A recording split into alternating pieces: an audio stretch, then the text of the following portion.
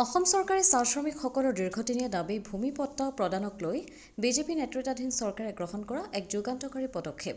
২০০ বছৰীয়া ইতিহাসত প্ৰথমবাৰৰ বাবে চাহ শ্ৰমিকসকলক চৰকাৰে প্ৰদান কৰিব ভূমিপট্টা। ইয়াৰে প্ৰথম পৰ্যায়ৰ অংশস্বৰূপে ভূমি বন্দোবস্তি পত্ৰ প্ৰদানৰ বাবে মাজুলী গড় চাহ বাগিচাত আয়োজন কৰা হয় প্ৰস্তাৱিত ভূমি বন্দোবস্তি পত্ৰ প্ৰদানৰ অনুষ্ঠান।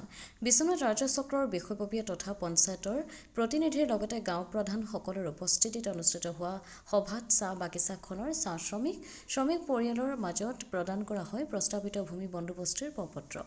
আজিৰ অনুষ্ঠানত আনুষ্ঠানিকপূৰ্বক শ্ৰমিকসকলৰ মাজত ভূমি বন্দোবস্তিৰ পত্ৰ প্ৰদান কৰা হয়।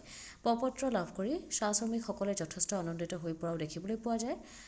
চাহ বাগিচাৰ শ্ৰমিকসকলৰ মাজত ভূমিপট্টা প্ৰদানৰ পদক্ষেপ লোৱাৰ বাবে মুখ্যমন্ত্ৰী ডক্টৰ হিমন্ত বিশ্ব শৰ্মালৈ ধন্যবাদ আৰু কৃতজ্ঞতা জ্ঞাপন কৰে ৰাইজে। ক'ব লাগিব আজি এক ঐতিহাসিক মুহূৰ্ত। বিভিন্ন সময়তে চাহ জনগোষ্ঠীয় সংগঠনসমূহে ভূমিৰ পট্টা প্ৰদানৰ মুখ্য দাবী আছিলে। আজি মাটিৰ পট্টা প্ৰদানৰ আজি শুভাৰম্ভণি অনুষ্ঠান। এই মুহূৰ্তত আপোনাৰ কি অনুভৱ? সৰ্বপ্ৰথমতে মই আমাৰ মিডিয়া কৰ্মকৰ্তাসকলক মই ধন্যবাদ জ্ঞাপন কৰিছোঁ। আজি সঁচাকৈ ক'ব গ'লে আমাৰ চাহ শ্ৰমিকৰ বহুত ডাঙৰ পবিত্ৰ অনুষ্ঠান। আজি আমি চাহ শ্ৰমিকে ২০০ বছৰ পাৰ হৈ গ'ল, কিন্তু এনেকুৱা অধিকাৰ আমি পোৱা নাছিলোঁ।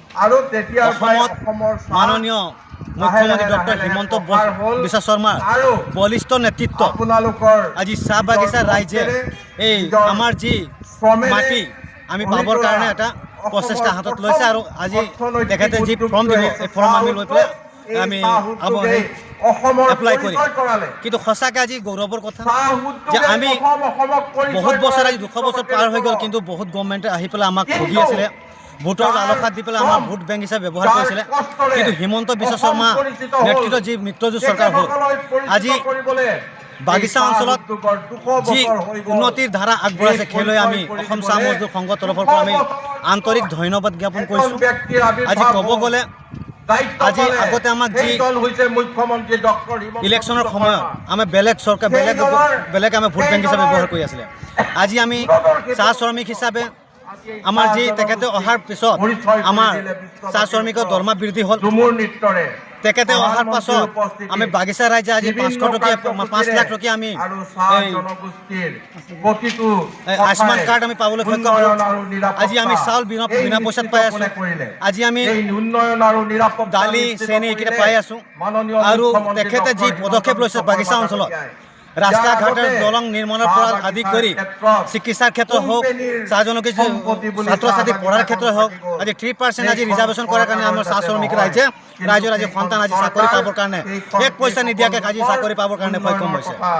আজি আমাৰ চাহ শ্ৰমিক ৰাইজৰ কাৰণে তেখেতে আমাক যি সহায় কৰিছে, আজি বিনামূলীয়া পাঠদান, যি নেকি আমি 250 টকা দৰমহাত আমি আমাৰ নিজৰ সন্তানক আমি পঢ়াব নোৱাৰোঁ। আজি তেখেতে আহি পেলাই বিনামূলীয়া কৰিলে, কিতাপ পত্ৰ যোগান ধৰিলে, মধ্যাহ্নৰ ভোজনৰ ব্যৱস্থা কৰিলে। সেইলৈ আমি অসম চৰকাৰক মাননীয় ডক্টৰ হিমন্ত বিশ্ব শৰ্মা চৰকাৰক আমি ধন্যবাদ জ্ঞাপন কৰিছোঁ।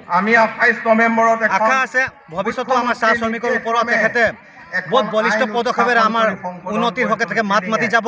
আজি আমি যি আমাৰ চাহ শ্ৰমিকৰ দৰমহা বৃদ্ধি লৈ পেলাই আমি আন্দোলন কৰিছিলোঁ, আজি তেখেতে এই কথাষাৰ তেখেতে সুচাৰুৰূপে আজি পালন কৰিব আমাৰ আশা আছে। আৰু তেখেতে ইলেকশ্যনৰ ক্ষেত্ৰত যি দিয়া প্ৰতিশ্ৰুতি আজি আমি আখৰে আখৰে পালন হোৱা আমি চাইছোঁ। সেইলৈ আমি অসম চাহ মজদুৰ সংঘ মাজুলী গড় প্ৰাথমিক গোট তৰফৰ পৰা ডক্টৰ হিমন্ত বিশ্ব শৰ্মা চৰকাৰক আমি আন্তৰিক ধন্যবাদ জ্ঞাপন কৰিছোঁ। আৰু ভৱিষ্যতে যাতে আমাৰ চাহ শ্ৰমিক ৰাইজক তেখেতে আকৌ উন্নতিৰ দিশত আগবঢ়াই যাওক, সেইলৈ আমি আমাৰ ডক্টৰ হিমন্ত বিশ্ব শৰ্মা চৰকাৰ লগতে আমাৰ অসম চাহ মজদুৰ সংঘৰ আমাৰ কেন্দ্ৰীয় কমিটিৰ সম্পাদক শ্ৰীযুত ৰূপেশ গোৱালা ডাঙৰীয়াক আমি আন্তৰিক ধন্যবাদ জ্ঞাপন কৰিছোঁ। ধন্যবাদ। বিশ্বনাথৰ পৰা ৰমেশ চন্দ্ৰ শৰ্মাৰ ৰিপৰ্ট, অমৃত নিউজ 24।